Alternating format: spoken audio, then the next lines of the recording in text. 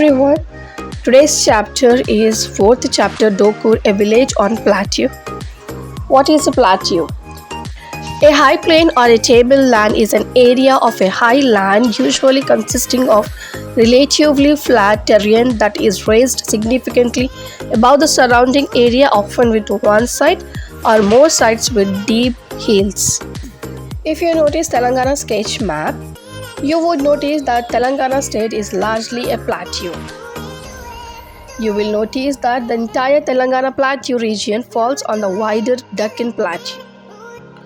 The Deccan Plateau is flanked on one side by the Western Ghats and by the Eastern Ghats on the other side.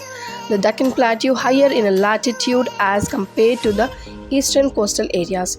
The plateau slopes from east to west.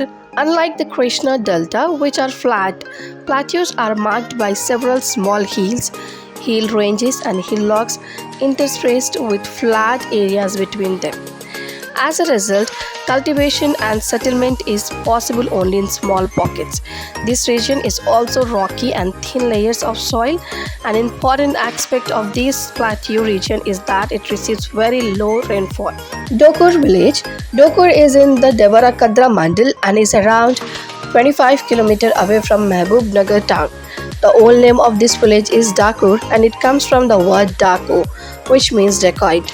Many years ago, dacoit groups lived in the area as it was easy for them to hide among the heavy bushes in the surrounding forest area. Today, the village is called Dokur. The temperature of the region goes up to 40 degrees Celsius during the summer months from February to June. However, during the winter months from November to January, the temperature during the day is usually between 20 degrees Celsius and 30 degrees. This region gets rainfall from the end of June to October. However, the rain is scanty and irregular. It varies a lot from year to year and therefore it is unpredictable and unreliable. During years of really low rainfall, a drought situation develops.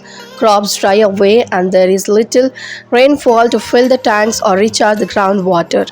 Drinking water for humans and cattle becomes a major problem. In the absence of irrigation facilities, it is difficult to carry out any agriculture work. These are difficult years when people may be forced to look at other options for employment. Since such years of really low rainfall keep repeating, we can say that the region is drought prone. Soils. About half of the agricultural land in the village has red soils. These red soils or erra nelalu are not very deep or fertile.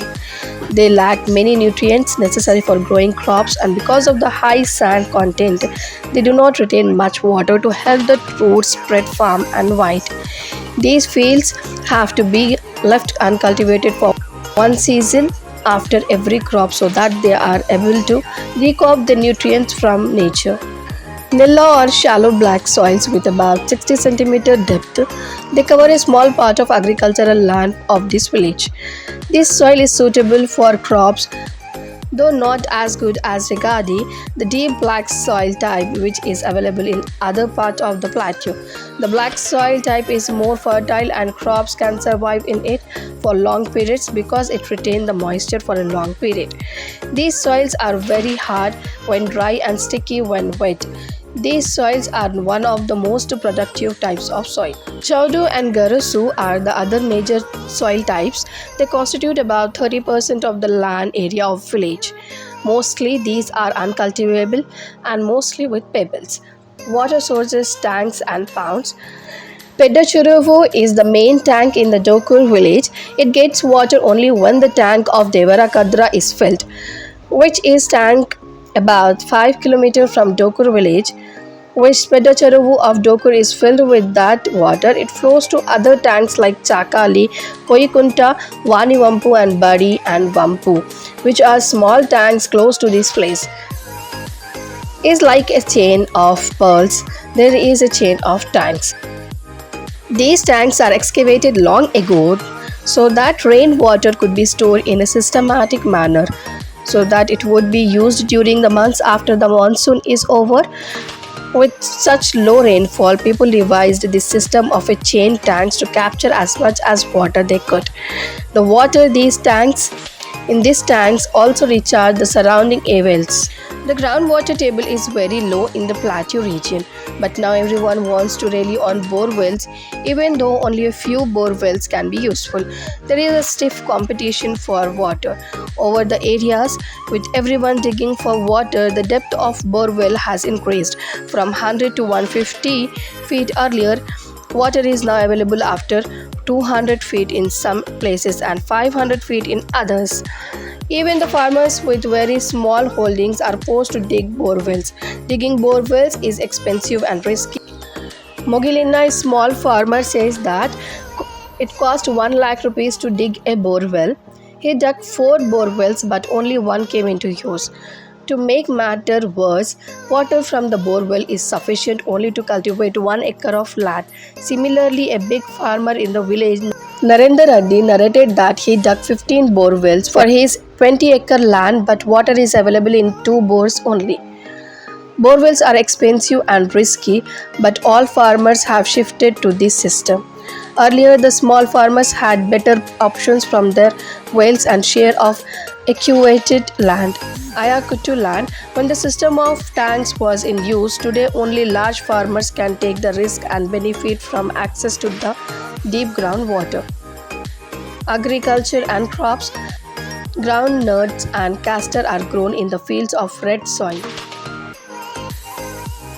The area under groundnut farming has decreased recently due to the threat of wild pigs, and its place farmers now grow castor. While bajra is grown in the white fields, earlier people would grow mainly millets as food crops.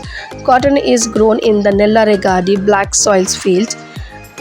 Groundnuts and castor are grown in the fields of red soil. While bajra is grown in the white fields, red grams and alasandalu are grown as intermittent crops along with other crops. With the water of Pedda Cheruvu and Sampenga Vagu, pits are dug in the Vagu stream and the water is drained with motor pump. If the stream dries up, the paddy also gets destroyed. Paddy and groundnut are grown by using bore wells from October to January.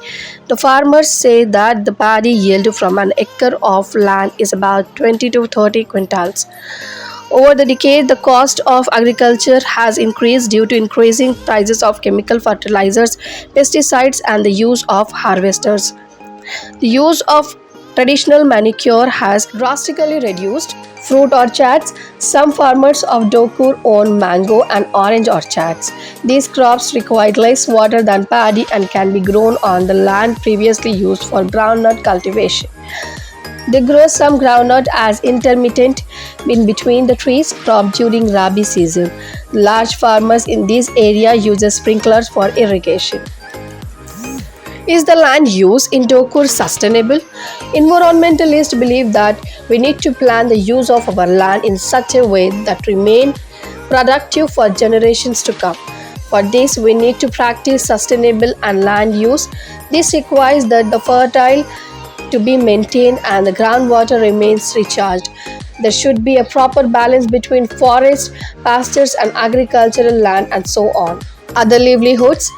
Since farmer employment is available only for 6 months, small farmers and agricultural laborers are migrating to cities and towns in search of jobs. Besides Hyderabad, they also migrate to cities in other states like Pune in Maharashtra and Goa and return in June. Since stable income from agriculture is unpredictable in this village, farmers undertake other activities apart from farming to sustain their livelihood. Cattle rearing.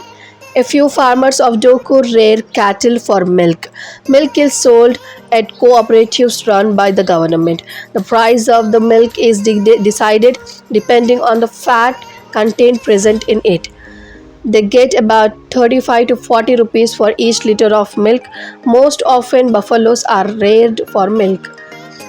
About 20 families in Dokur who have small land holdings depend extensively on sheep rearing. Other activities, carpentry, metal works, and rice milling are some of the other non-farm activities of Dokur.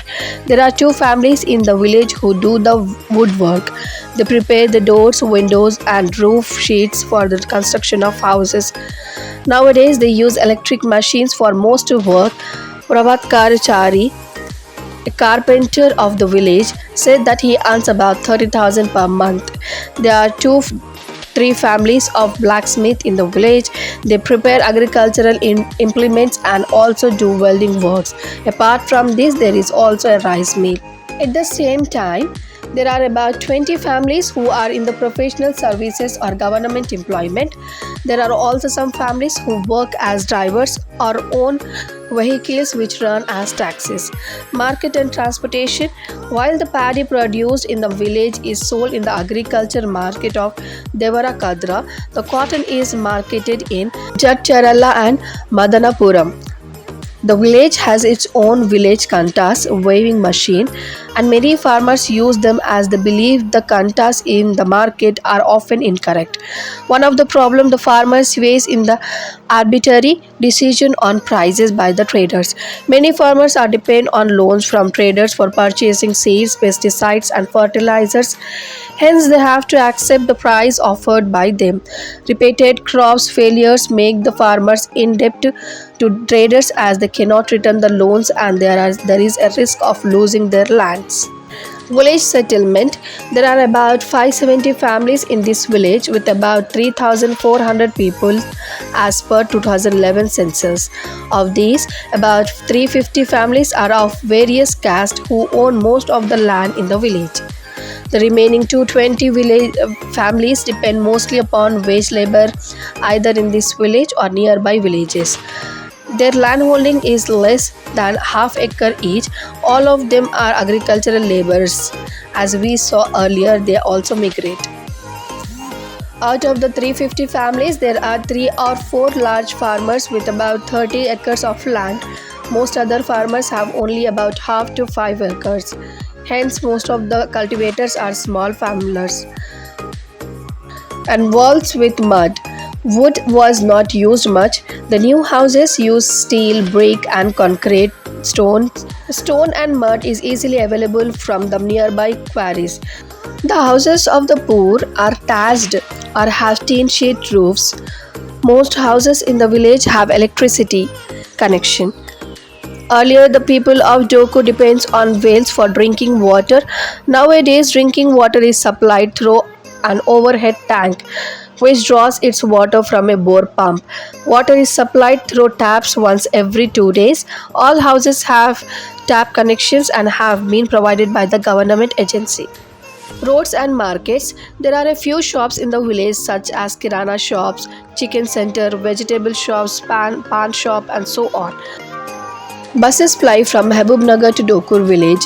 A few buses ply from Devarakadra to Vaniparti via Dokur, which is linked to NH44. Most of the villagers travel by auto rickshaws.